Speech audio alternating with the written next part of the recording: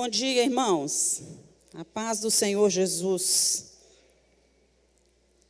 Louvado seja... Que sala bonita está aqui hoje, né? Louvado seja Deus por isso. Estamos aqui para aprender juntos sobre a palavra do Senhor. Hoje nós vamos continuar a nossa aula sobre dízimos e ofertas. E antes da gente chegar no ponto que nós paramos, nós vamos dar uma recordada de tudo que foi falado na aula anterior, porque quem não veio, né, assim não fica perdido. Então, vamos lá, vamos seguir aqui. Qual é o alvo da nossa aula? Identificar que o dízimo é uma doutrina que se fundamenta em toda a Bíblia. Destacar que a entrega do dízimo é um ato de fé, onde não há lugar para legalismo e falsa religiosidade. Perceber as várias bênçãos dispensadas por Deus àqueles que fielmente pagam o dízimo. Esclarecer aqueles que se colocam de bom grado debaixo da autoridade das Escrituras e contribuir para a edificação da igreja. Então, nós temos aí esses objetivos e vamos tratar sobre diversos assuntos. Camila, eu gostaria que você pegasse 2 microfones, colocasse um do lado de cá e um do lado de lá, que você fosse acompanhando. Eu dei alguns textos aí numerados, na hora eu vou pedir às pessoas que estejam lendo esses textos. Então, nós vemos hoje uma enxurrada de comentários que são muitas vezes tendenciosas e distorcidos, circulando nas redes sociais, que está atacando a doutrina do dízimo. E acusam muitos pastores que ensinam essa doutrina de infiéis, de aproveitadores, e ainda falando que muitas igrejas que recebem dízimo é simplesmente para explorar a fé do povo. Isso não procede, porque nós sabemos, irmãos, nós não vamos negar o fato de que existem pastores, de que existem igrejas que exploram a fé do povo, né? Mas não é porque, às vezes, você é atendido por um médico que é ruim, né, que faz um procedimento errado, que todos os outros médicos são ruins. Às vezes você vai num dentista, um dentista faz um trabalho errado no seu dente, todos os outros dentistas não prestam. Às vezes você procura um advogado não age de acordo com aquilo que você gostaria, não ganha a sua causa, e então todos os outros advogados também, não é? Então a gente não pode colocar todo mundo dentro do mesmo bolo, vamos assim dizer, né? Então, o dízimo vem sendo atacado de uma maneira desmesurada. O que é que isso quer dizer? Por quê? Então, semana passada, nós levantamos alguns pontos que são importantes. Muitos líderes usam expedientes escusos e reprováveis para arrancar dinheiro do povo e criam mecanismos místicos, sincréticos e inescrupulosos para arrecadar dinheiro. Isso acontece, irmãos? Acontece muito, né? Nós estamos vendo hoje em dia um desengavetamento das indulgências com novas roupagens, não é verdade? Se você beber essa água, você vai ser abençoado. Se você comprar esse tijolo, você vai estar construindo sua casa no céu. Não é assim que a gente tem ouvido? Se você usar esse creme da Esther, você vai ficar com a pele toda bonita, não é? Isso, e muitas outras coisas. A oferta como uma barganha com Deus. Meu irmão, se você der R$50, você vai ganhar R$5.000. Isso é bíblico, gente? Isso procede? Não, não procede. A Bíblia não fala sobre isso. Falta de transparência no trato com o dinheiro arrecadado. Muitas igrejas não prestam contas daquilo que está sendo feito, né? Não tem um conselho fiscal, é só uma pessoa que assina pela igreja toda, não é? É só uma pessoa que assina o cheque, que faz todas as compras, né? São coisas que a gente tem que ir fechando as brechas para que haja transparência. O povo não vê onde os recursos que entram na conta da igreja são aplicados. Também procede isso? Procede. Muitas igrejas, o povo é dizimista, dá dízimo, dá oferta, mas a igreja não muda, a igreja não cresce, a igreja não adquire nada, a igreja não contribui com ninguém, não faz ação social, não sustenta missionários. Então, em todas essas coisas, a gente vê o dinheiro da igreja sendo comprometido. Outros são contra o dízimo porque não estão convencidos que esse é um claro ensino das Escrituras. Até onde eu não conheço, eu não sei. se é verdade. Mas a partir do momento que é esclarecido e eu passo a saber, não é? Aqueles que são disciplinados por opositores dos dízimos resistem grandemente a esse ensino. A pessoa foi disciplinada. Discipulado é aquele, vai discipular a pessoa, vai ensinar a pessoa. Algumas pessoas são discipuladas, são ensinadas por pessoas que são contra essa prática. E aí fica difícil depois, porque foi aquilo que ela aprendeu. Mas se a gente aprende uma coisa errada, a gente pode mudar, gente? Pode. Pode e deve. Alguns nas igrejas tentam descaracterizar o dízimo, limitam o dízimo apenas ao Velho Testamento, afirmando que o dízimo faz parte da lei cerimonial e esta foi abolida na cruz. Logo, estou desobrigado de ser dizimista. É assim que muitos dizem. Isso é um resumo da semana passada. Então, o fato, porém, vamos ler juntos? O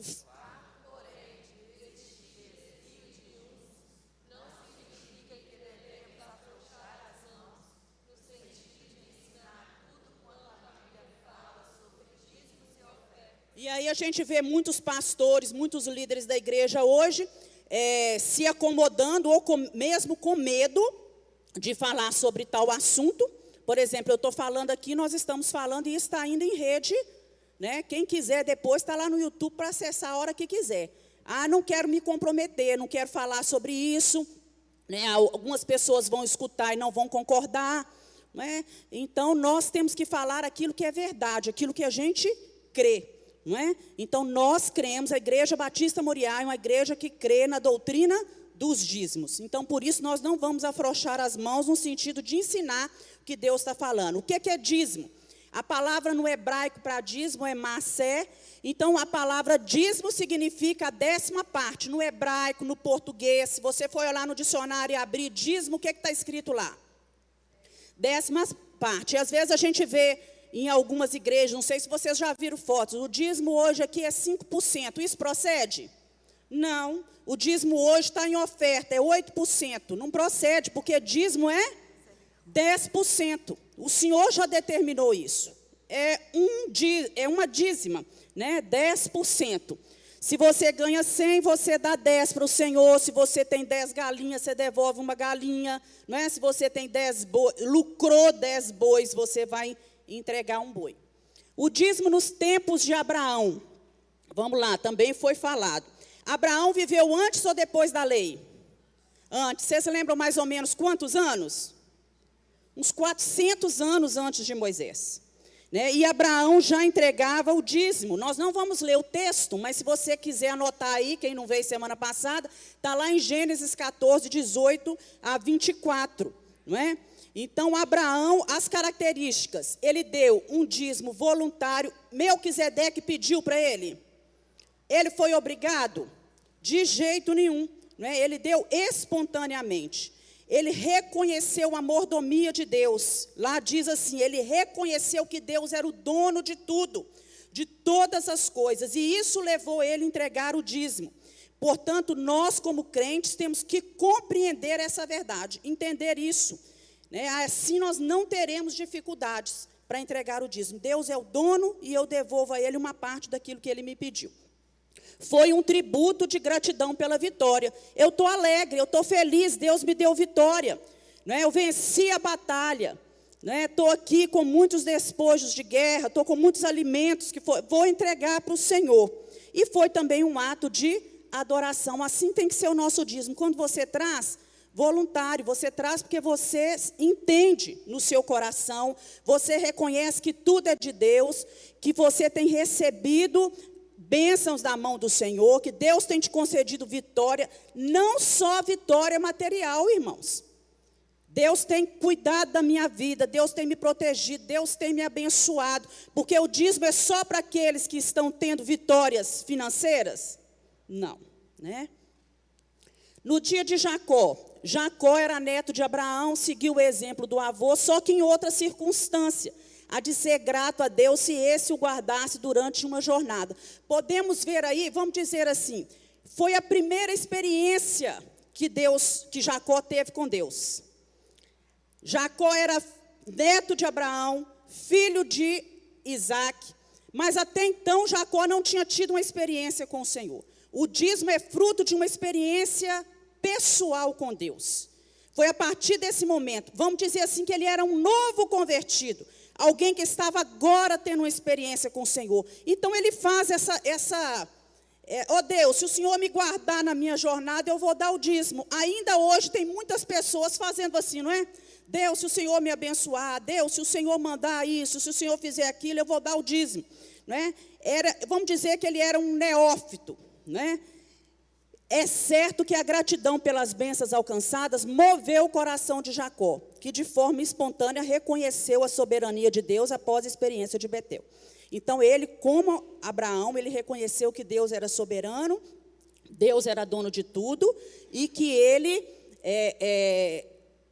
era grato pelas bênçãos que Deus ainda ia dar. Olha só, ele prometeu dar o dízimo antes dos seus filhos que formaram as 12 tribos de Israel. Então Jacó também está antes da lei, né?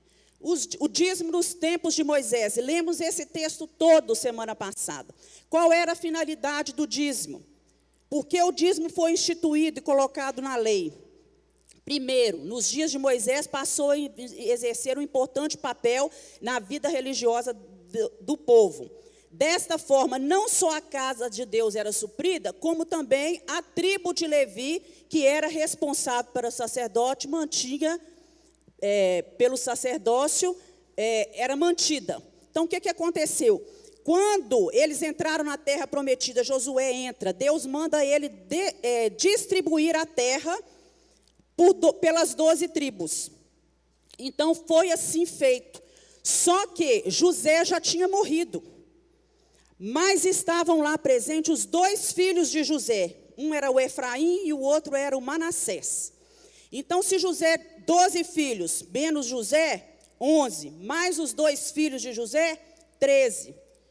Né? Pela lógica, seria assim, vão distribuir por 13. Porque antes de Jacó morrer, ele abençoa os filhos de José, Efraim e Manassés, como se fossem próprios filhos dele. Certo? Mas aí Deus escolhe a tribo de Levi e fala assim, vocês não vão receber um pedaço de terra, porque vocês vão ser separados para o sacerdócio. Vocês serão os levitas, aqueles que vão levar o povo a adorar a Deus, aqueles que vão cuidar de tudo dentro do templo, tudo. Vocês que vão manter tudo funcionando, e para isso vocês não vão ter um pedaço de terra. Isso significa que eles não teriam o quê? Se não tinha terra. Não tinha sustento, não tinha provisão. Então, o que Deus fez? Vou instituir o dízimo, e uma das finalidades do dízimo será sustentar esse sacerdócio. É importante a gente observar que Deus não isentou nem os levitas, nem os sacerdotes de dar o dízimo daquilo que eles recebiam. Então, pastores têm que dar dízimo? Tem. Líderes têm que dar dízimo? Tem. Né? Todos que são servos de Deus têm que trazer o dízimo ao altar. Beneficência. O dízimo também era para o amparo dos necessitados, dos estrangeiros, dos órfãos, das viúvas. Todas essas pessoas eram abençoadas com o dízimo. Não é? O dízimo tinha essa finalidade. E também tinha a finalidade de suprir a casa de Deus. Então, Malaquias, quando ele começa a escrever, todo mundo fala assim, nossa, Malaquias só fala de dízimo. Mas Malaquias fala só de dízimo, gente? Malaquias é o profeta só do dízimo? Não. Ele vai falar de dízimo lá no capítulo 3. Ele começa o livro dele falando sobre trazer o povo para Deus. A importância de trazer o povo daquela época para Deus. E ele começa a estipular algumas coisas, né? Ele fala da negligência do povo com o dízimo. Quer dizer, vocês estão sendo descuidados, relaxados, desleixados com o dízimo. E aí ele começa a falar, abre sua Bíblia no livro de Malaquias, lá no capítulo 1. Ele começa a expor os erros, os pecados do povo, até chegar no dízimo. Então Malaquias não fala só de dízimo. Eu já escutei pessoas falando, não gosto de ler Malaquias, não, porque ele só vem falando de dinheiro. Não, ele vem falando no capítulo 1, do formalismo dos sacerdotes. Olha, sacerdotes, ele começa com a liderança. Vocês estão com a vida de vocês errada. Está tudo errado. A forma que vocês estão fazendo está errada. Aí ele vai falando nos outros capítulos, olha, o casamento de vocês, a forma como vocês estão levando o casamento também está errado.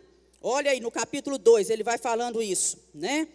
E depois ele vem falando sobre dízimos e ofertas. Então, depois você lê com calma o livro de Malaquias, 3 capítulos apenas, você vai ver que o objetivo de Malaquias era trazer aquele povo que tinha ido para o cativeiro e que agora voltou do cativeiro, mas que continuava, né, com o coração afastado do Senhor, com o coração longe de Deus. Então, ele começa a falar com eles, olha, vocês precisam, né, condenando os diversos pecados do que o povo havia incorrido, inclusive os dízimos. Então, eles advertem as pessoas que provem a Deus nessa parte. O povo, ao invés de reconhecer suas faltas, procuravam sempre desculpar. Tudo que Malaquias falava, o que é que o povo dizia? Não, não é bem assim. Aí Malaquias fala, vós dizeis, mas eu, porém, vos digo. Né? A palavra-chave, a sentença-chave do livro é essa. Né? Vós dizeis, é a expressão-chave. Porque Malaquias falava e eles retrucavam, né? Não reconhecendo aquilo que Deus estava realmente falando com eles. Isso aqui nós passamos na aula passada. Temos em Malaquias uma ordem, trazei. O Senhor está perguntando para mim ou para você se a gente tem vontade de trazer o dízimo? Não. Tá, irmãos? Não. Isso aqui é uma ordem, trazei todos os dízimos. Para quê? Para que haja mantimento na minha casa. O que é haver mantimento na casa do Senhor? O que é que uma igreja precisa, gente? O que é que uma casa do Senhor precisa? Hã? Luz, água, se bem que agora nós daqui a pouquinho, né? Nossa luz já vai estar zerada. É lucro por causa da fotovoltaica aí. Que precisou de dinheiro para pagar. E não foi barato não, né, irmãos? Aqueles que estão aí, que sabem, né, e que estiveram nas reuniões em que isso foi votado e tudo mais, sabe que isso custou muito dinheiro, né? O que mais que uma igreja precisa? Tá, vocês entram na igreja todo domingo, a igreja está o quê? Está limpa. Você ia gostar de entrar num lugar sujo? Agora, para a igreja estar limpa, tem que pagar o quê? Pagar um funcionário para isso, tem que comprar material de limpeza. Oi? Material da salinha, bem lembrado, Zezé. Para sustentar um departamento infantil igual o nosso, vocês acham que é barato? Não, né? É muita coisa envolvida. Material, hoje em dia, não é barato, né? É tudo isso. E assim vai, gente. São muitas coisas, né? Mantimento na casa de Deus. Quando você vai tomar ceia, tem suco de uva, tem pão para você comer, não é assim? Né? Tem todas as coisas, às vezes, que você precisa para o seu conforto, tem banco, né? Instrumentos do louvor, e assim vai, uma infinidade de coisas. E temos também uma promessa, abrir as janelas dos céus, né? Temos uma ordem, um motivo. Malaquias também fala, né? O pastor falou sobre isso, alguns perigos da gente reter o dízimo. Nós não podemos lançar mão do dízimo, não podemos comer o dízimo, não é assim? O dízimo é de quem? Do Senhor. Não posso usar o meu dízimo para outras coisas, não é? Ele precisa ser devolvido a Deus. Porque Malaquias fala que aquele que não devolvia o dízimo a Deus, na verdade, estava fazendo o quê? Roubando de quem? De Deus. Sou eu quem falo? Não. O que a Bíblia diz, Malaquias? Eu, o Senhor, vos digo. Não é? É Malaquias que está falando dele mesmo? Não, ele estava sendo inspirado pelo Espírito Santo. Não podemos subtrair os dízimos, trazei todos os dízimos. O dízimo é integral. Você engana a Deus? Você consegue enganar a Deus? Você engana qualquer pessoa que está do seu lado, seu marido, sua esposa, seus filhos, os irmãos da igreja, mas você não engana o Senhor. Vocês lembram da história de Ananias e Safira, que tentaram reter uma parte da oferta? Né? Ali está falando de uma oferta. né? Mas eles venderam uma propriedade, portanto, e combinaram entre os dois, falando assim, olha, vamos dizer, nós vendemos por 100 mil, nós vamos falar lá que nós vendemos só por 50 e vamos entregar só os 50. Eles eram obrigados a dar? Não. Alguém tinha pedido para eles? Não, não é? Então, eles fizeram isso, né? E entregaram, né, uma parte do dinheiro e mentiram. E a palavra de Deus fala que não mentiram aos homens, mas vocês mentiram a Deus, ao Espírito Santo de Deus. Deus não precisa do meu dinheiro e do seu dinheiro. Ele é dono do ouro e da prata. Ele é o dono de todas as coisas, né? Da terra, de tudo que habita na terra. Tudo que somos e tudo que temos pertence a quem? A sua vida pertence a quem? Se Deus quiser tirar a nossa vida, é o quê? Antes de você piscar, né? Tudo pertence a Deus. Então, devemos, o que Deus requer de nós, na verdade, é a fidelidade. Administrar o dízimo. Trazei todos os dízimos aonde? A casa do tesouro, a casa do Senhor. Né? Algumas versões falam assim, Deus não nos autorizou a administrar o dízimo, não fazermos dele o que bem entendemos, com o que é de Deus. Se você quer fazer o que você bem entende, você faz com os 90% que é seu. Não é assim? Os 10% que são de Deus, você entrega na casa de Deus. Ah, eu não quero entregar meu dízimo, eu vou pegar meu dízimo e vou dar para um irmão que está necessitado. Eu vou dar meu dízimo, vou pegar meu dízimo e vou comprar, vamos supor, eu quero tocar numa guitarra muito melhor que essa, eu vou pegar meu dízimo, vou comprar uma guitarra e dar para a igreja. Isso está certo, irmãos?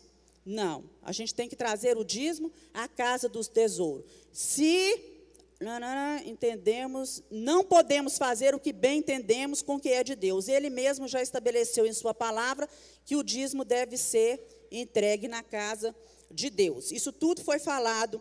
E ele prometeu o quê? Abrir as janelas do céu, abençoar as nossas vidas, né? E impedir também o que, irmãos? O devorador, né? Quer dizer que se a gente é dizimista, né, alguns talvez possam até objetar dizendo o seguinte, né? Ah, tem muitos crentes que são dizimistas e que não são prósperos financeiramente, enquanto há muitos, né, que são dizimistas e que enfrentam dificuldades financeiras, não é? Muita gente diz assim, mas nós não podemos olhar por isso. Nós temos que olhar pela fidelidade, nossa fidelidade ao Senhor. Até porque Deus não prometeu que se a gente desse dízimo, a gente seria rico. Falou isso, irmãos? Eu nunca li isso na Bíblia. Deus prometeu que Ele iria abrir as janelas dos céus e que ia mandar a provisão, mas Ele também não nos deixou enganados, falando que no mundo nós teríamos aflições, que nós teríamos que administrar bem o nosso dinheiro. Algumas situações nas quais nós entramos são responsabilidades nossa. Não é falta da bênção de Deus, não, é imprudência nossa. E Deus não tem compromisso com a nossa irresponsabilidade. Não é verdade, Viviane? Eu lembrei da Viviane, uma vez foi entrar de carona numa boleia de um caminhão, no meio da estrada, sentou lá. Na hora que ela entrou, ela só lembrou dessa frase, Deus não tem compromisso com a sua irresponsabilidade. Ficou lá, não é? Então, às vezes, a gente faz algumas coisas, irmãos, né, e depois culpa Deus. Eu não estou sendo abençoado, né? Eu sou dizimista e não estou sendo abençoado. Mas gastou mais do que devia, tem um monte de cartão de crédito, não sabe controlar, é um compulsivo, não pode ver nada, já está comprando, não é assim? Então, a gente tem que pedir a Deus que nos ensine essas coisas. E deixa eu ver aqui mais aqui. Tarará. É isso mesmo, vamos para frente. Agora, o dízimo na história de Israel. O pastor parou aí. Foi aí. Termômetro espiritual. A entrega do dízimo e ofertas tem sido uma espécie de termômetro espiritual na vida da igreja. Agora nós vamos falar da igreja, eu e você, e da igreja como um todo, porque cada um de nós, templo do Espírito Santo, formamos a igreja, não é? Sempre que o povo, lá no Antigo Testamento, se desviava de Deus, a primeira coisa que eles negligenciavam era o quê? A entrega dos dízimos e das ofertas. E hoje é diferente? Não. O coração da pessoa começa a se afastar de Deus, a pessoa começa, não é, a esmurecer na fé. A primeira coisa que ela faz é negligenciar dízimos e ofertas. Por outro lado, sempre houve um reavivamento espiritual. Houve também um grande entusiasmo e profunda alegria do povo na entrega dos dízimos e ofertas. E nós vamos abrir esse texto. O microfone está onde? Está com quem? Está com a Lia? Vai lá, Lia, em 2 Crônicas, capítulo 31.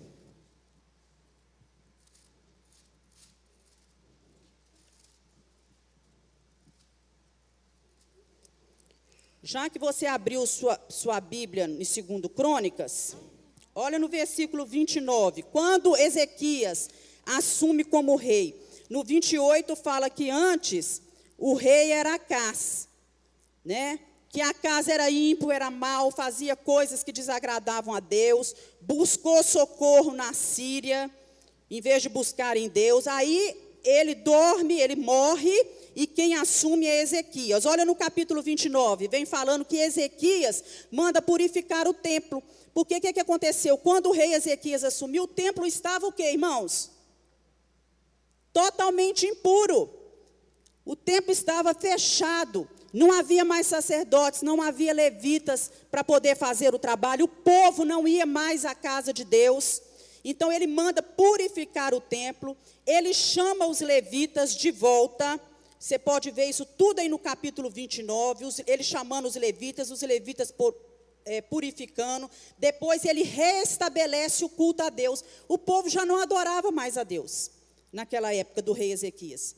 Não adorava o Senhor de forma alguma, não ia num lugar de adoração para adorar a Deus. Aí no capítulo 31, no 30, né, ele manda o povo, convida o povo para vir a Jerusalém para celebrar a Páscoa. Haviam cessado as festas. O povo não fazia mais festa de louvor e adoração ao Senhor. Não tinha prazer nisso. O povo estava totalmente voltado para si mesmo. E no capítulo 31, Lia, você começa aí no versículo 2. E estabeleceu Ezequias as turmas dos sacerdotes e levitas, segundo as suas turmas, a cada um segundo o seu ministério, aos sacerdotes e levitas para o holocausto e para as ofertas pacíficas, para ministrarem, louvarem e cantarem às portas dos arraiais do Senhor. Também estabeleceu a parte da fazenda do rei, para os holocaustos da manhã e da tarde, para os holocaustos dos sábados e das luas novas e das solenidades, como está escrito na lei do Senhor. Aí, Lia, aí você vai lá para o 7. No 3º mês começaram a fazer os primeiros montões, e no 7º mês acabaram.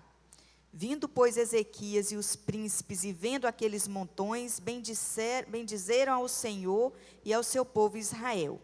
E perguntou Ezequias aos sacerdotes e aos levitas acerca daqueles montões.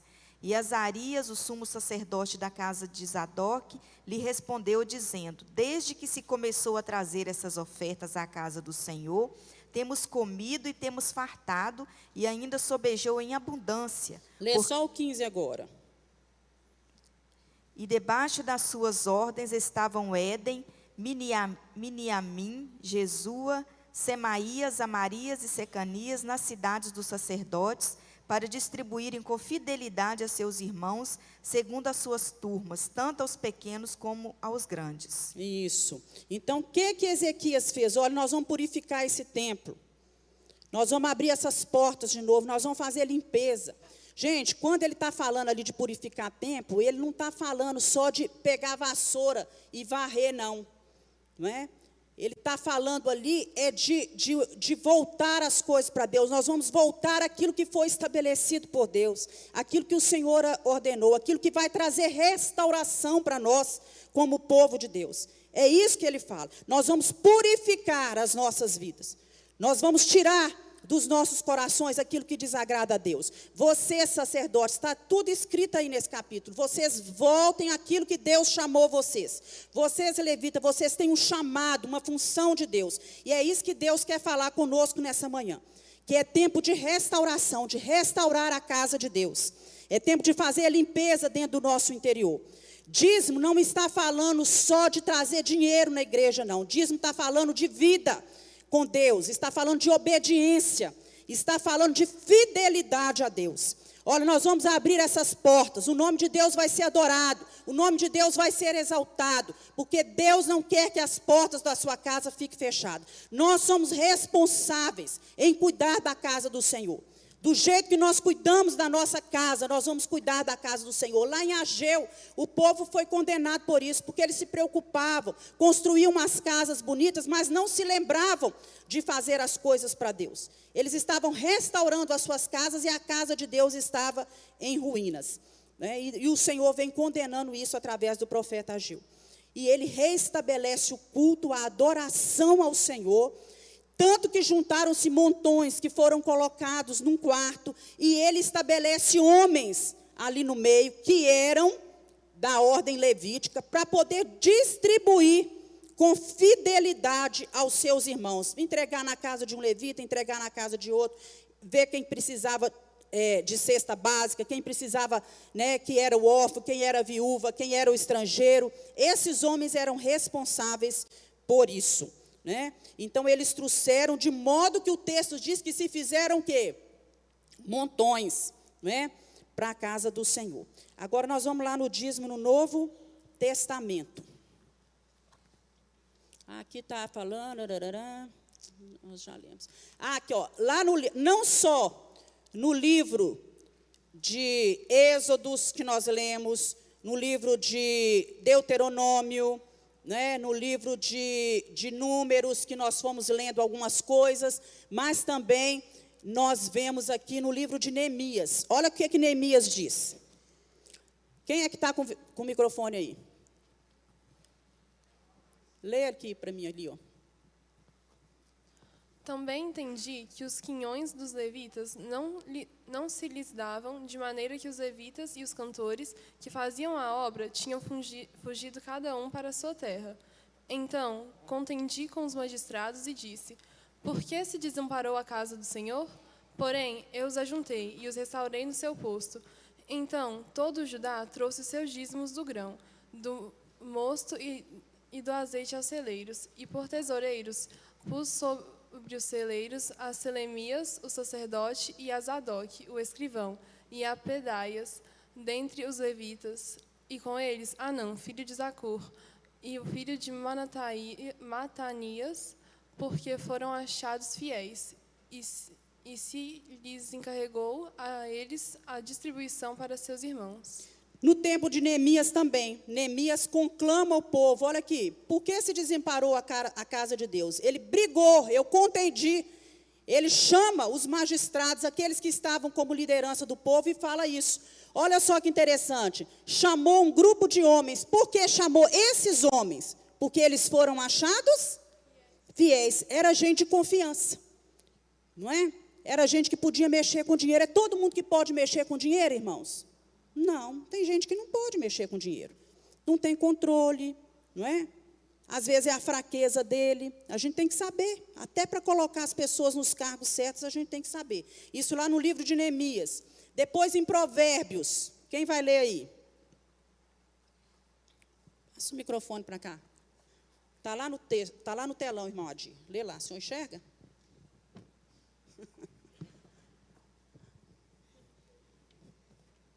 Honra ao Senhor com seus bens e com a primeira parte de todos os teus ganhos, e se encherão os teus celeiros, transbordarão de vinho os seus lagares. Está de lente?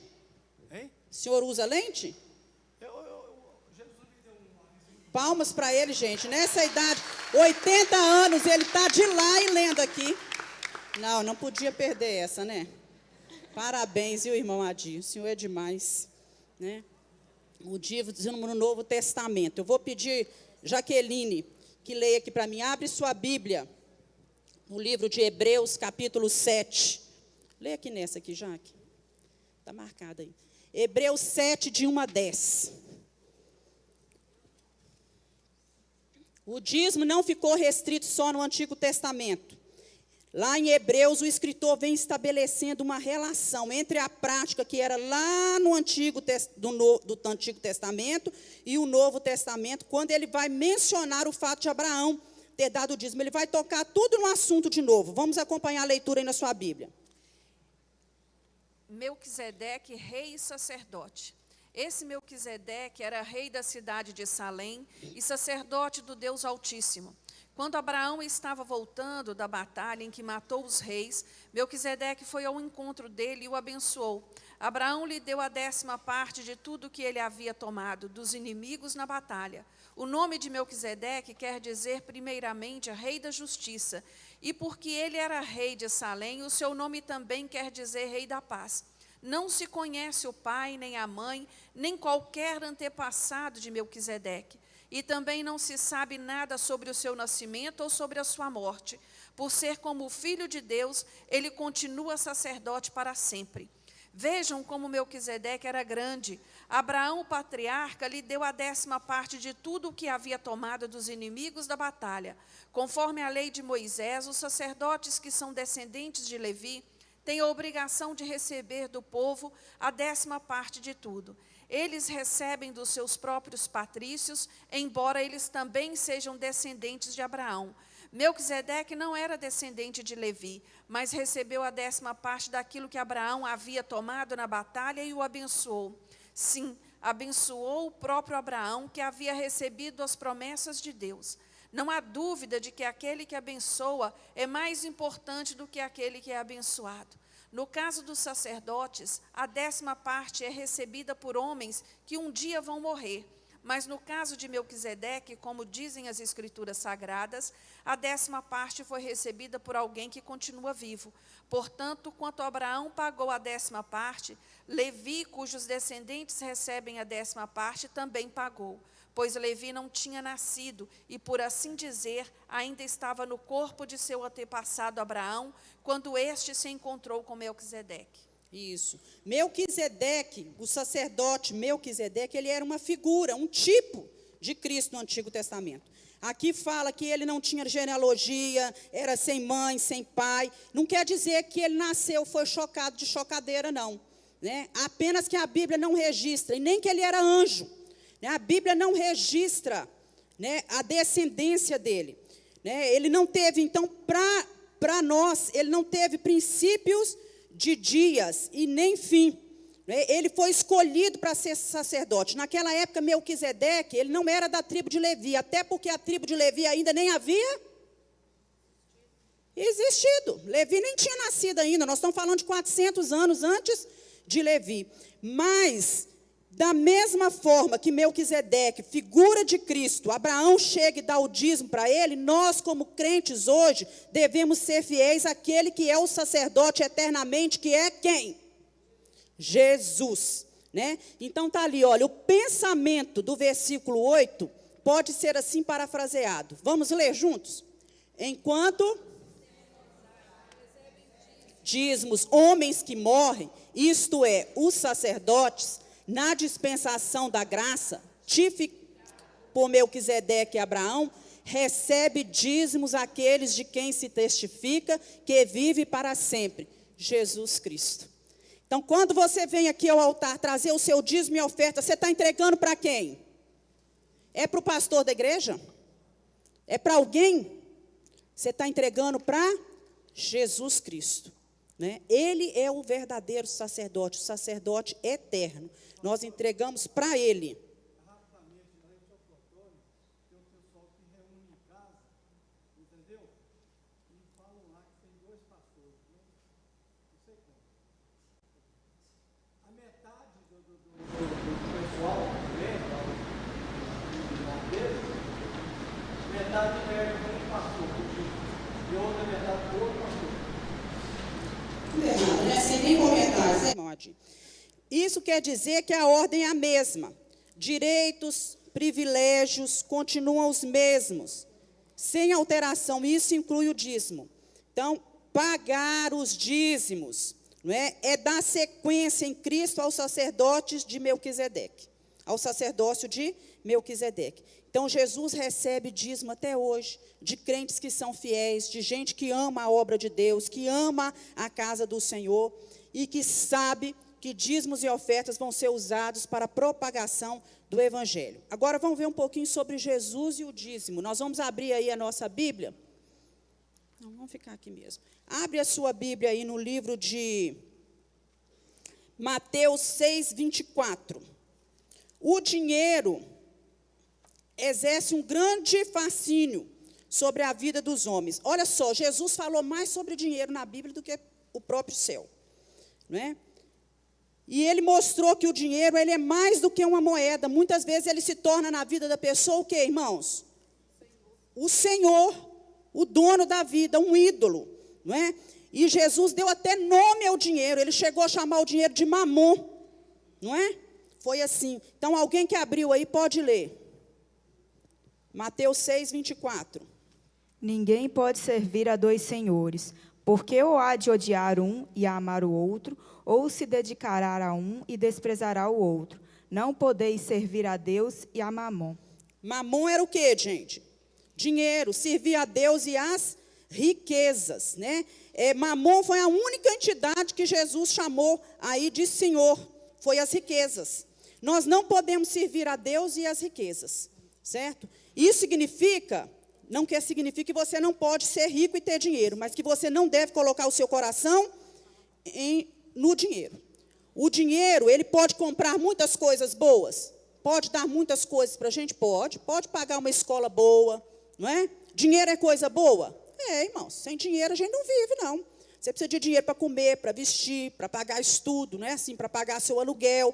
Mas o que o dinheiro não pode dar para a gente são as coisas mais importantes da vida. Isso ele não pode dar. O problema não é ter dinheiro, o problema é o dinheiro o quê? Ter a gente. O nosso coração está no dinheiro. O que fala lá em Mateus 6, 21? Porque onde está o quê? Onde está o seu tesouro, aí está também o seu coração. Onde está o seu tesouro? Nas suas riquezas, nos bens que você tem, né? Então, seu coração vai estar aí, né? Vamos lá para Mateus 23 e 24. Falando que o próprio Jesus não passou de largo, né? Ao largo daí do dízimo. O que ele diz em Mateus 23 e 24?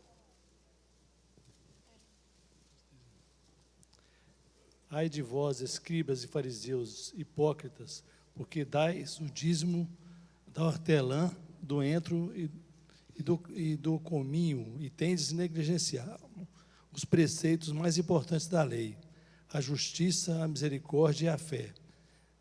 Devieis, porém, fazer essas coisas sem omitir aquelas. Isso. Jesus está falando para quem aí?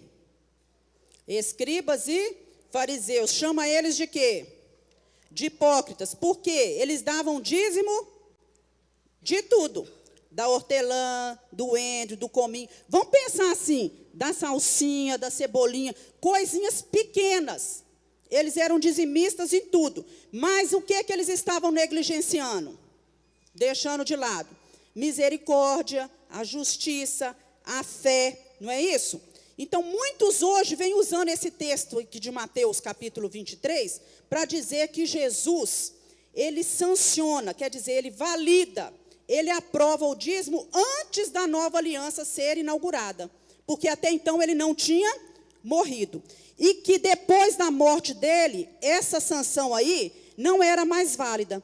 Então, só esquecendo que depois da morte de Jesus, esses outros preceitos, como misericórdia, como justiça, né, como fé, eles não foram deixados de ser valorizados, de existir e de estar presente, de ser necessário na nossa vida, assim também como o dízimo. Então, fica claro aí para a gente que Jesus vem reprovando os escribas e os fariseus, porque a prática do dízimo para eles era uma coisa legalista, né, meritória. Não é? Então, Jesus, eles pensavam que o dízimo era um salvo-conduto para eles, que pelo fato deles darem o dízimo até das coisas pequenininhas, né, aí eles tinham direito de negligenciar outras coisas, né, outros preceitos da lei. Então, eles superestimavam o dízimo e faziam o que com as outras coisas? Menosprezavam o que era principal. Adianta você trazer dízimo e oferta, mas você deixar de lado a misericórdia, a sua fé, a sua fidelidade, né, a justiça. É isso que Jesus está querendo nos ensinar aí. Né? Meu irmão, quanto à oferta, ele fala assim, se você for trazer a sua oferta ao teu altar, quando você chega aqui, se você lembrar que você tem alguma coisa contra outra pessoa, quer dizer, quando você está de mal, amargurado, angustiado com o seu irmão, sem perdoar o seu irmão, antes de você colocar aqui, você volta lá e reconcilia com o seu irmão. Não é? E conserta, porque Jesus não está querendo apenas dinheiro. Você consegue entender isso, irmão? Jesus não está querendo dinheiro. Jesus está querendo a nossa vida toda. Tudo vem do Senhor Jesus. Né? E ele vem reprovando aí essa visão distorcida que os escribas e os fariseus tinham, que dava muita ênfase no dízimo em detrimento da justiça, da misericórdia, mas ele não deixou de referendar a prática do dízimo. Vocês devem fazer estas coisas. Mas também, né, ele não deixou de referendar o dízimo aí. Vamos lá para o dízimo nas epístolas. Ainda que a palavra dízimo não está aparecendo nas cartas de Paulo, Paulo usa os mesmos princípios do dízimo, os mesmos princípios que foram feitos para a coleta da oferta. Quando Moisés faz coleta da oferta para o tabernáculo, quando Davi, lá em 1 Crônicas 29, que é aquele capítulo maravilhoso, faz referência, né, às ofertas para a construção do templo. Agora, o apóstolo Paulo vem falando a mesma coisa. E nós vamos abrir aí a nossa Bíblia em 1 Coríntios, capítulo 16. Alguém começa a ler no versículo 2, por favor.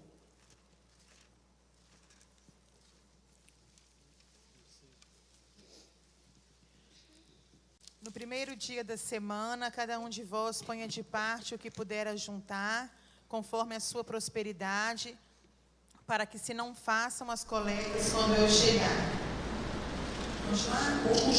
E quando tiver chegado, mandareis que por cartas aprovardes para levar a vossa dádiva a Jerusalém.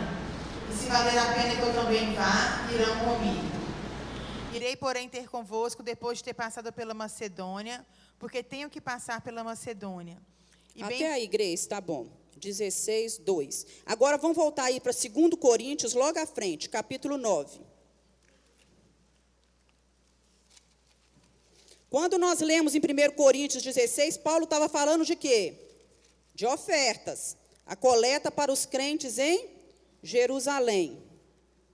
2 Coríntios, capítulo 9, vamos começar no versículo 7 aí, pode ser.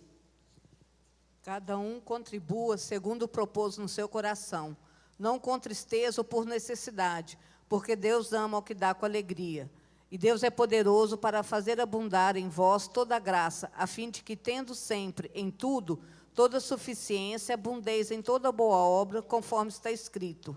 Espalhou, deu aos pobres, a sua justiça permanece para sempre. Ora, aquele que dá semente ao que semeia, também vos dê pão para comer, e multiplique a vossa sementeira, e aumente os frutos da vossa justiça, para que em tudo enriqueçais para toda beneficência, a qual faz que por nós se deem graças a Deus. Porque a administração deste serviço não só supra as necessidades dos santos, mas também é abundante em muita graça que se dão a Deus. Visto como, na prova desta administração, glorifico a Deus pela submissão que confessais quanto ao Evangelho de Cristo, e pela liberdade de vossos dons para com eles e para com todos. Tá, até aí, Fátima, tá bom. No versículo 7, fala, cada um contribua segundo propôs no seu coração. Está falando de quê, irmãos? O que isso significa? Né? Olha ali, vamos ver aqui. Os princípios que aparecem para a coleta na construção do tabernáculo, do templo de Salomão, são os mesmos usados por Paulo. Embora isso aí nós já falamos, não tenha usado a palavra dízimo, ele ensinou. Ele está ensinando aqui. Vamos trazer claro aqui, quando Paulo está falando sobre isso, ele está falando aqui de oferta, certo? Então, ele fala que a oferta era uma oferta específica, era uma oferta para quem? Para quem que eles iam mandar? Olha no versículo 1 aí no 9. Quanto à administração que se faz a favor dos santos. Era para algumas pessoas, eles iriam mandar essas ofertas, né? A oferta possuía um alvo definido. Nós estamos no mês de missões. A oferta missionária tem um alvo definido? Tem, não é? A oferta de missões é 10% do seu salário? Não, não é? É diferente, né? Nós lemos aí no versículo 7, ó, contribua segundo propôs no seu coração. Você vai orar a respeito, você vai pensar a respeito disso, e aquilo que Deus colocar no seu coração. Agora, o dízimo, Deus já determinou, é dízimo. Dízimo é quanto, irmãos? 10%. A oferta é uma coisa e dízimo é outra. Oferta como um mandamento de Deus, como também ordenei às igrejas na Galácia. Isso está falando lá do versículo do 1 Crônicas 16, que nós lemos, ó, Coríntios 16. A oferta era sistemática, quer dizer, no primeiro dia da semana. Primeiro dia da semana era o dia de quê? De culto, era o dia que o povo ia na igreja. Eles tinham culto quarta-feira, terça-feira, quinta-feira? Não, eles iam à casa do Senhor, não é? No primeiro dia da semana, era o dia que eles levavam, né, na igreja. A oferta é um dos elementos do culto. Então, quer dizer, você está indo para o culto, é o primeiro dia da semana, você está indo prestar culto a Deus, leva também o quê, irmãos? O que ele está ensinando? Uma oferta, né? A oferta era individual, cada um de vós. Quando ele fala cada um de vós, ele exclui alguém? Não. Todos deveriam trazer uma oferta para o Senhor, independente do poder aquisitivo. Jesus estava dentro do templo e viu quem chegando no gasofilácio e trazendo uma oferta? Uma viúva. A mulher era o quê? Pobre. Mas ela estava ali entregando aquilo que ela tinha ao Senhor. E Jesus falou, na verdade, ela deu mais, proporcionalmente, do que todos os outros, porque ela deu tudo aquilo que ela tinha. A oferta preparada, nossa, eu acho isso uma coisa maravilhosa, quer dizer, é pensada, é antes. Eu vou à casa de Deus hoje, eu vou preparar uma oferta, né? Eu vou pensando, eu vou levar uma oferta. Você pensar em Deus, no que você vai trazer antes. Olha só que coisa linda. Põe a parte em casa. Você pensa isso lá na sua casa, né? E você traz essa oferta e entrega ao Senhor. Então, exige dele um trabalho preparatório. Não é nada pressionado, é impensado. Não é porque alguém está falando aqui na frente que você vai trazer, não. Você pensa nisso lá na sua casa. E quando você chega, você traz aqui como louvor, gratidão, adoração. Segundo, foi proposto no seu coração. Segundo aquilo que você orou e Deus colocou no seu coração de contribuir. Isso é coisa linda. E você vem trazendo com alegria. Ele fala assim, não com tristeza ou por necessidade. Não é porque é necessário. Por exemplo, vamos fazer uma oferta para arrecadar calças para os irmãos da Missão Vida. Você pensa nisso com carinho em casa, né? Você vê quanto que você pode dar e vê, porque os irmãos estão precisando, porque os irmãos daqui. Não, quando você vem trazendo isso, é oferta de louvor e adoração a quem? A Deus. Eu estou trazendo isso, está beneficiando, é isso mesmo? É, os meus irmãos lá, mas eu estou ofertando a Deus, eu estou entregando a Jesus, é para Ele, né? É através dEle que eu vou abençoar a vida desses irmãos, e eu vou fazer isso com alegria, e sem preocupar, porque Deus vai levantar. Irmãos, eu nunca vi na história dessa igreja faltar o sustento. Quando um irmão deixa de ser fiel e contribuinte, Deus levanta outro, Deus levanta gente de fora, para trazer as ofertas, porque a obra é de quem? É de Deus, mas eu creio que o coração de Deus não deve ficar feliz quando Ele precisa levantar a gente lá fora para sustento da sua casa, sendo que dentro da casa de Deus estão assentados nos bancos os servos de Deus que fazem parte e que são a igreja do Senhor. Nós já tivemos muitas experiências assim, né, de ter contas para pagar, coisas para pagar naquele dia, e entrar gente aqui dentro da igreja e falar assim, olha, pastor, eu vendi isso, vendi aquilo, e não sabia, gente que nem é da igreja, né? E não sabia onde me entregar, mas Deus colocou no meu coração de entregar aqui nesse lugar, né? Isso é o que, irmãos? Provisão de Deus, é Deus cuidando da sua obra. A oferta deveria ser administrada com zelo, expressa o cuidado de Paulo em ordenar o levantamento de dinheiro, sem permitir que dúvidas sejam levantadas sobre o seu caráter. Olha aí no 17. Porque nós não somos como muitos, falsificadores da palavra de Deus. Antes falamos de Cristo com sinceridade, como de Deus na presença de Deus. Isso, né? Inclusive, ele pede para os irmãos para poderem recolher as ofertas antes dele chegar, né? Vocês recolham antes, né? Para que não precise de eu ficar, né, fazendo essas coisas. Vocês podem fazer isso antes. Irmãos, eu entreguei alguns textos. O primeiro está aqui. Olha, toda essa aula que eu preparei, tudo isso, está aqui dentro desse livro. Dízimos e ofertas são para hoje, Hernandes Dias Lopes. Esse livro está vendendo ali na lojinha, a preço de custo, R$15. Eu nunca vi alguém escrever com tanta propriedade, com tanta clareza. Ele começa, vale a pena você investir, né, e comprar um livro desse, para você ter. Todas as suas dúvidas serão esclarecidas. E aí ele vai colocando alguns pontos. Olha o primeiro. Quem está com o primeiro? Número 1. Onde está o microfone? Passa o microfone rapidinho. Passa o microfone para cá. Deixa o microfone. Manda aqui, Mara, traz aqui. Eu vou pedir aqui um adolescente. Vem cá, Lucas, você vai ser meu secretário aqui. O Lucas vai entregar o microfone. Pode ler, Camilo. Eu não sou dizimista porque a igreja é Fica rica. em pé, Camilo. Eu não sou dizimista porque a igreja é rica e não precisa do meu dízimo. O ensino claro das Escrituras é que o dízimo não é meu, mas de Deus. Portanto, o meu dever é entregá-lo com fidelidade, como Deus me ordenou e onde Deus me ordenou. Ainda perguntamos, será que temos tomado conhecimento das necessidades da igreja? Vislumbramos as possibilidades de investimento em prol do avanço da obra? Além do mais, o dízimo não é da igreja, é do Senhor. É Ele quem o recebe, Hebreus 7:8. Aqueles que compreendem a grandeza da obra, a imensidão da seara e a urgência da missão, não encolhem as mãos para contribuir. Aqueles que investem nas causas de consequências eternas não sonegam o dízimo nem deixam de ofertar. A pobreza de uma igreja consiste na miopia de sua visão, mais do que na escassez de recursos. Quando a igreja compreende que seu campo é o mundo, quanto mais recursos ela tem nas mãos, mais ela investe na obra missionária e mais relevante ela se torna para a sociedade. Amém. O número 2, quem está com ele? Quem está com 2? Helena. Entrega lá para Helena, rapidinho. Olha lá. Pode ler daí, Helena.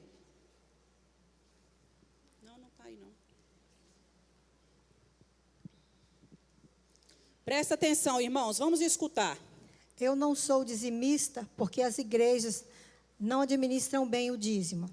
A ordem de Deus para o seu povo é trazer todos os dízimos à casa do tesouro, Malaquias 3:10. Mas Deus não nos constitui juízes do dízimo. Porém, não temos o direito de reter dízimo porque discordamos da forma como a igreja administra. Podemos e devemos acompanhar com todos os líderes da casa, da nossa congregação, lidam com o dízimo. Podemos, à luz das Escrituras, exortar e admoestar uns aos outros. Romanos 15:14. Por outro lado, é importante ressaltar que, quando levamos o dízimo ao gasofilácio, não estamos entregando o que é nosso. Estamos, na verdade, devolvendo o que é de Deus. Na verdade, não damos o dízimo, devolvemos-lo. Não entregamos o que é nosso, mas o que é alheio. Ao levarmos o dízimo ao gasofilácio, cumprimos nossa responsabilidade. Aqueles que são incumbidos de gerir os recursos devem ter responsabilidade nessa administração. Irão dar conta a Deus. Podemos até mesmo alertar aqueles que administram ou de fazê-lo como critério e transparência. Porém, se identificamos falta de integridade na administração dos dízimos, então devemos confrontar a liderança. Se essa liderança não se arrepender, temos o dever de sair e buscar uma igreja que seja fiel às Santas Escrituras. Reafirmamos que o nosso compromisso de obediência às autoridades constituídas da igreja vai apenas até o momento em que elas permanecem fiéis à palavra de Deus. Se a liderança, depois de exortada, abandonar a palavra de Deus e usurpar os recursos que deveriam ser investidos na promoção do reino, é nossa responsabilidade buscar outra igreja que ande de acordo com os preceitos divinos. Colocar-se sob a autoridade de pastores e líderes inescrupulosos que, de forma desonesta e avarenta, se apropriam dos dízimos e ofertas para seu proveito próprio, como os filhos de sacerdote Eli faziam, é incorrer em desobediência ao próprio Deus. Ficou claro, irmãos? Né? Vamos lá, número 5. Quem está com 5?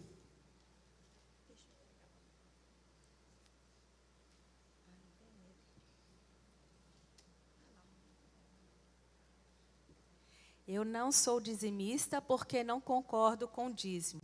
Temos o direito de discordar, só não temos o direito de escolher as consequências das nossas decisões. Quando discordamos do dízimo, estamos discordando da palavra de Deus, que não pode falhar. Quando discordamos do dízimo, estamos Certinho, indo Mara. contra a palavra dos patriarcas, dos profetas e, acima de tudo, do Senhor Jesus, que diz: dai, pois, a César o que é de César, os tributos, e a Deus o que é de Deus, os dízimos e as ofertas. Mateus 22, 21. Talvez você argumente que está discordando da interpretação que fizemos do assunto, e não da palavra de Deus. Porém, rogo a você que se aproxime das Escrituras sem formulações preconcebidas. Não importa ao texto a sua conclusão prévia. Extraia do texto o que está nele. Examine cuidadosamente os textos do Antigo e do Novo Testamentos. A Bíblia interpreta a Bíblia. Há uma harmonia nas Escrituras. Elas falam por si mesmas. Obrigada, Mara. Até aí, tá bom. Vamos lá, o 6. Leia. Eu não sou dizimista porque não sinto no coração. Põe o microfone mais perto, Leia. Eu não sou dizimista porque não sinto no coração o desejo de entregar o dízimo. A vida do cristão não é dirigida por sentimentos. Vivemos pela fé e não pelo que sentimos. Nossa norma de fé e conduta é a palavra de Deus e não nossos sentimentos. A verdade não é privativa nem subjetiva. A verdade é universal e objetiva. Na vida cristã, o fazer precede o sentir. Precede o sentir. Devemos obedecer ainda que nosso coração não esteja sentindo vontade. Muitas coisas fazemos mesmo quando não temos desejo. Levantamo-nos de manhã para trabalhar, mesmo com desejo de ficar um pouco mais na cama. Vamos à escola fazer uma prova, mesmo com vontade de nos ausentarmos dela. Tomamos um remédio amargo para tratar de uma enfermidade, mesmo que sem nenhuma vontade de tomá-lo. Compromisso e não sentimento é o que nos move. Compromisso e não sentimento é o que nos move. Dever e não emoção é o que nos impulsiona. A verdade e não nossos sentimentos é que nos inspira. Obediência e não emoção é o vetor que nos move à ação. Não pagamos conta com sentimento. Não fazemos o bem, apenas temos boa vontade. Obrigada, Leia. Até aí, tá bom. 14. Quem está com...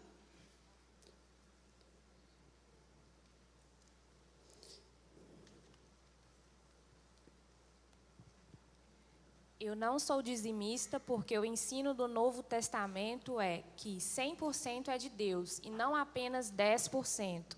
Isso é a mais pura verdade. Tudo o que somos e temos em nossas mãos veio de Deus, é de Deus e deve estar a serviço de Deus.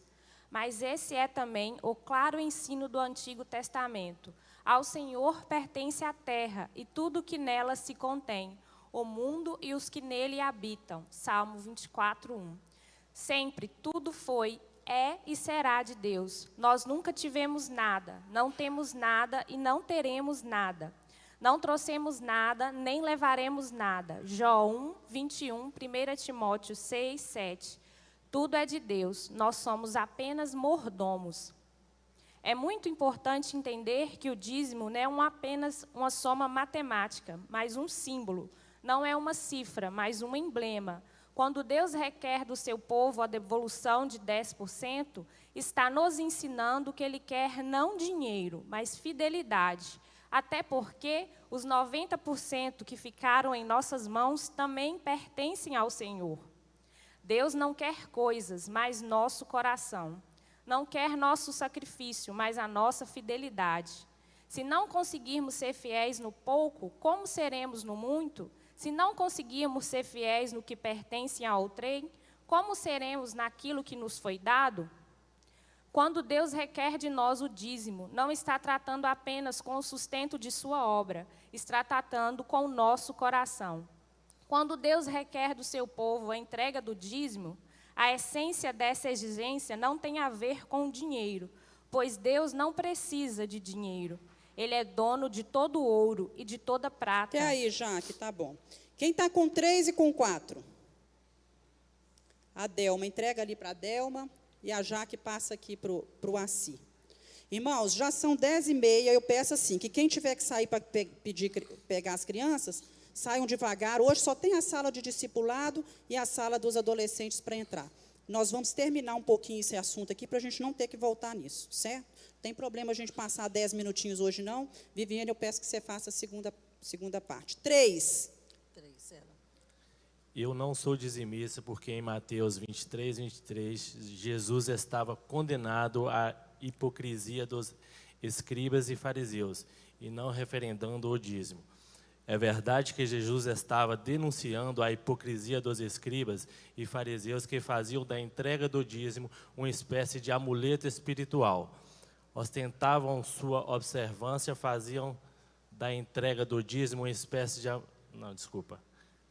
Ostentava sua observância criteriosa dos dízimos como um salvo-conduto para transgredir os principais preceitos da lei, que eram a justiça, a misericórdia e a fé.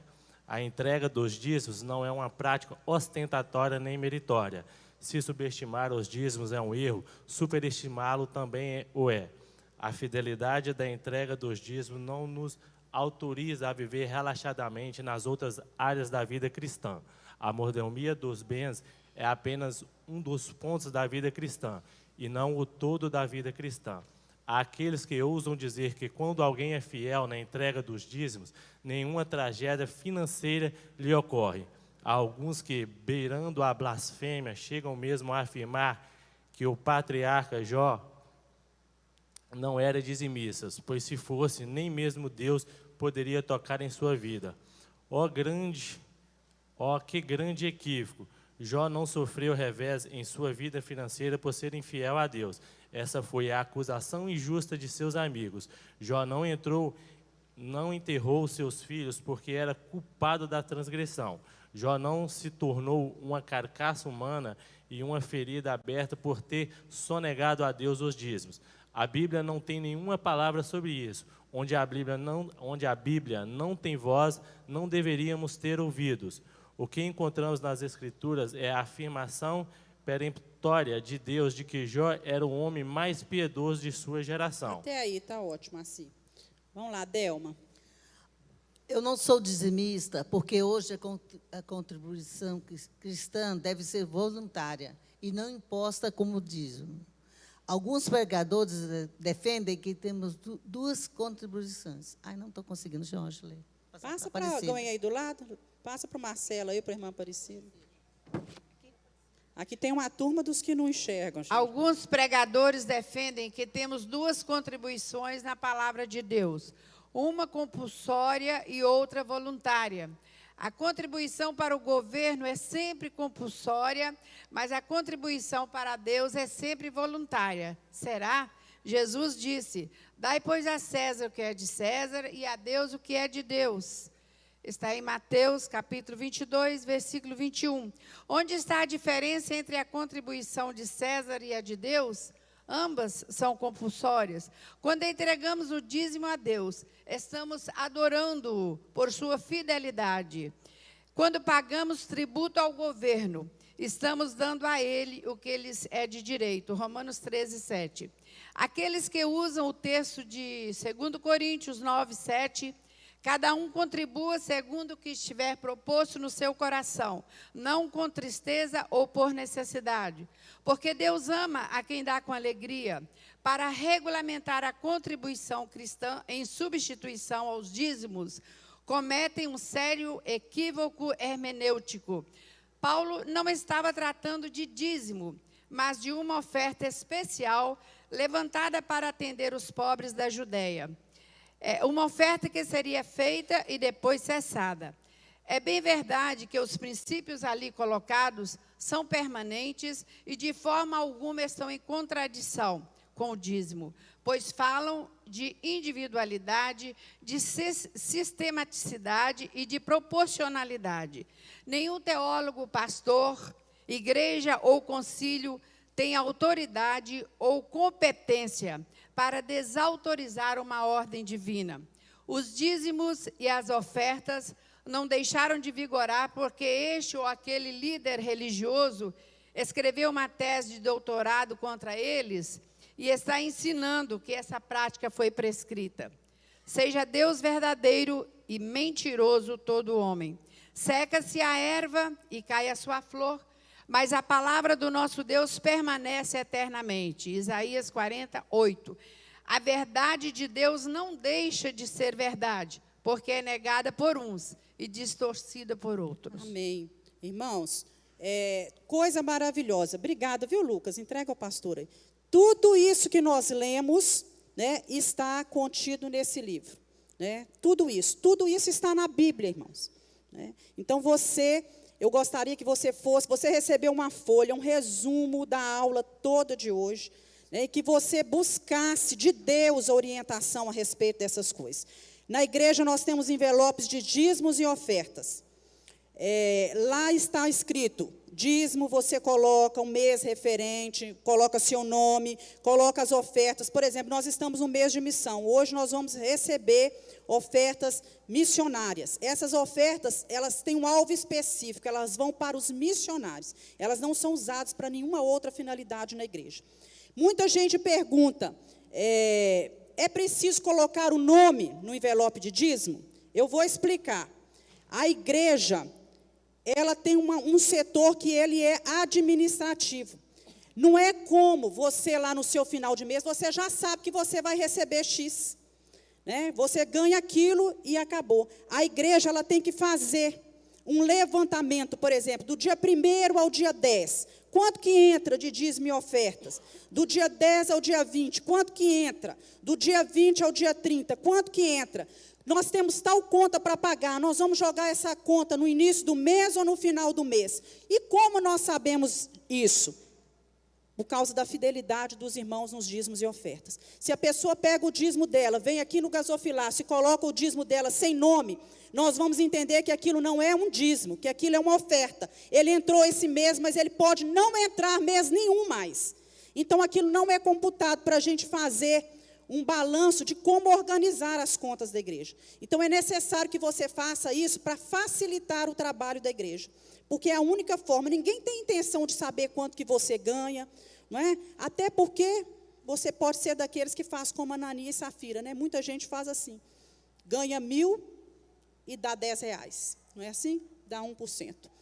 Mas a igreja está interessada em fazer um levantamento daquilo que entra no mês. Outra coisa, se chegar em determinado momento, você quiser ter um cargo na igreja, eu quero ser um diácono na igreja, eu quero ir para o louvor da igreja.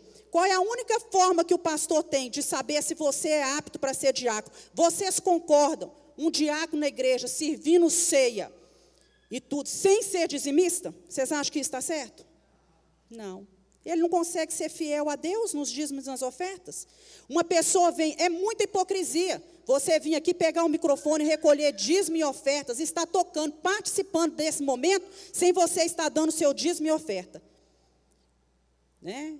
É como Jesus falou mesmo, escribas e fariseus hipócritas, vem para cá, pede dízimo e oferta do povo, mas não é dizimista, não entrega. Vocês acham que isso é certo? Não. A única condição que a gente tem de saber é se você coloca o seu nome. Se você não coloca o seu nome para a igreja, você é o quê? Não dizimista. Você é um não dizimista. Agora, a igreja não expõe isso para ninguém, não é? Não mostra isso, não coloca ali. Qualquer pessoa da igreja que quiser ver o relatório financeiro da igreja, tem direito, pelo estatuto da igreja, de vir aqui na igreja procurar. Eu gostaria de ver. Você vai ver o balancete, entrada e saída de dízimos e ofertas. Você não vai ver o nome dos irmãos, né? Com quem deu isso, quem deu aquilo, não.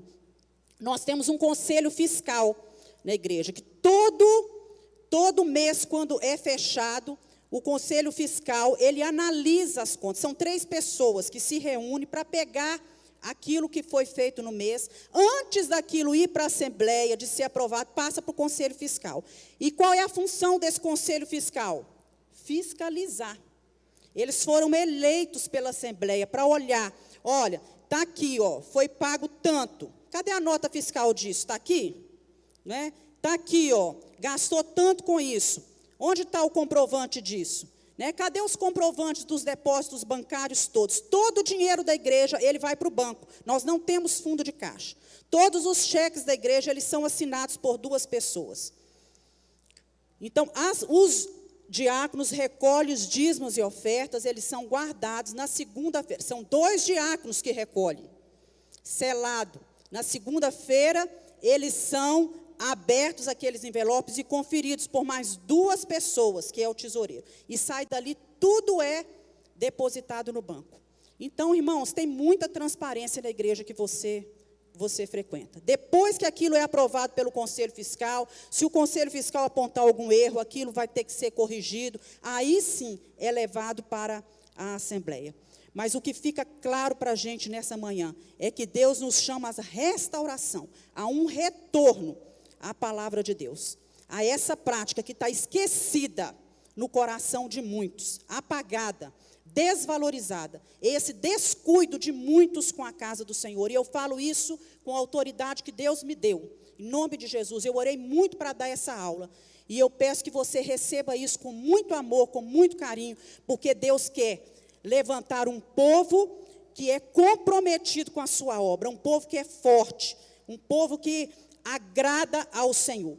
Que nós não sejamos aqui gente que fica sentado no banco fazendo cobranças, mas aqui não entregamos o nosso dízimo e oferta, não para a igreja, mas como nós vimos, para Jesus, né? E cobrando a administração isso, administração aquilo. Deus vai cobrar se a gente não der, mas Deus está vendo tudo, irmãos. Se aqueles que administram as igrejas, tudo isso que tem acontecido por aí, vocês acham que Deus vai cobrar? Ah, vai, irmãos, e vão pagar caro, né? Aquele que tem administrado os recursos da igreja de forma indevida, Deus vai cobrar de quem? Deles.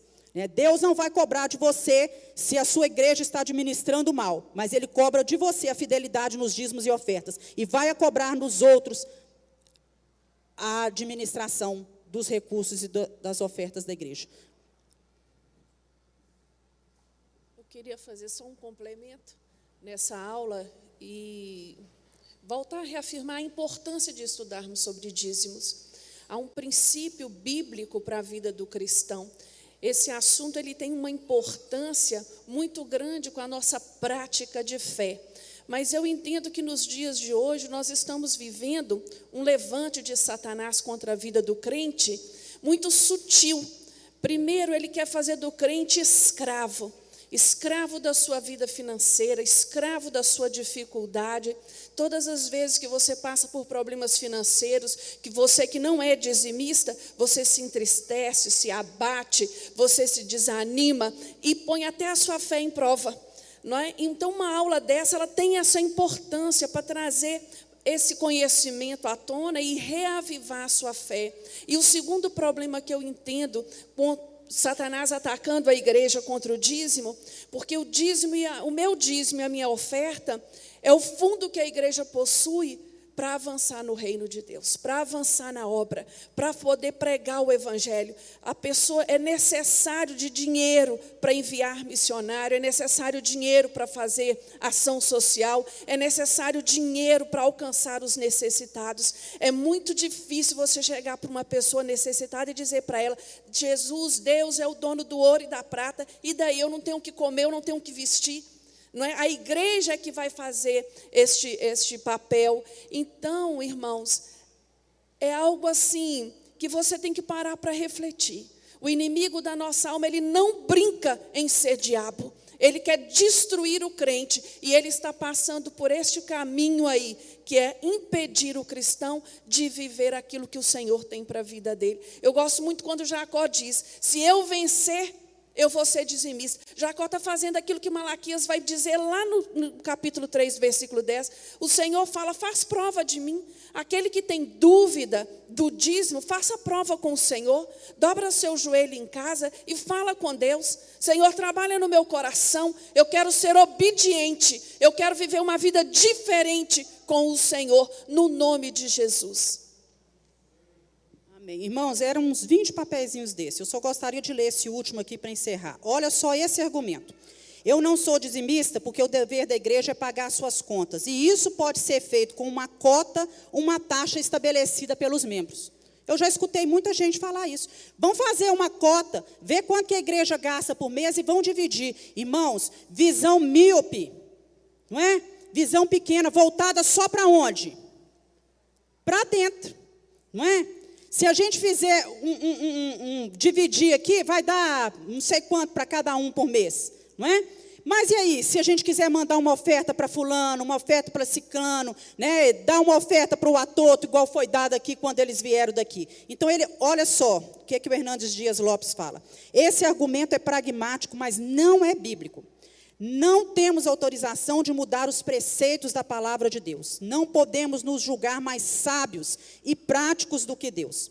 O sistema do dízimo não foi instituído por homens, mas por Deus. Não podemos acrescentar nem tirar nada das Escrituras, nem alterar o que Deus estabeleceu. A palavra de Deus jamais fica obsoleta, não caduca e não precisa de revisão. Ela é eterna. A igreja não é um clube, não é um condomínio, onde cada um paga uma taxa de utilização. A igreja não vive para si. Ela é uma comunidade de peregrinos que estão no caminho, indo por todo o mundo, fazendo discípulos de todas as nações. Sua missão é glorificar a Deus através da pregação do evangelho, do discipulado, dos novos crentes, do pastoreio das ovelhas de Cristo. As igrejas que vivem para si mesmas, fechadas em si mesmas, como se fosse um condomínio fechado, ficam estagnadas. As igrejas testemunhas de Cristo aqui, ali, além fronteira, as igrejas, porém, que entendem que o seu chamado é para multiplicação e que precisam de testemunhas de Cristo aqui, ali e além fronteiras ao mesmo tempo, precisam fazer robustos investimentos na obra. Aquele que ganha almas é sábio. Investir na obra missionária é investir numa causa de consequências eternas. Bens materiais ficarão aqui, serão entesourados para o fogo, mas o dinheiro que nós investimos na evangelização dos povos vai produzir um resultado que transcende o tempo e vai refletir na eternidade. Amém, irmãos? Vamos orar? Fique de pé, por favor. Louvor, o pastor vai recolher os dízimos e ofertas. Deus, nós louvamos o teu nome, te agradecemos, porque o Senhor é bom e o Senhor tem falado ao nosso coração. Deus, que Senhor, que o teu Espírito seja aquilo que nos move, que o Senhor possa trazer à nossa consciência a verdade da tua palavra. Em nome de Jesus nós oramos. Amém.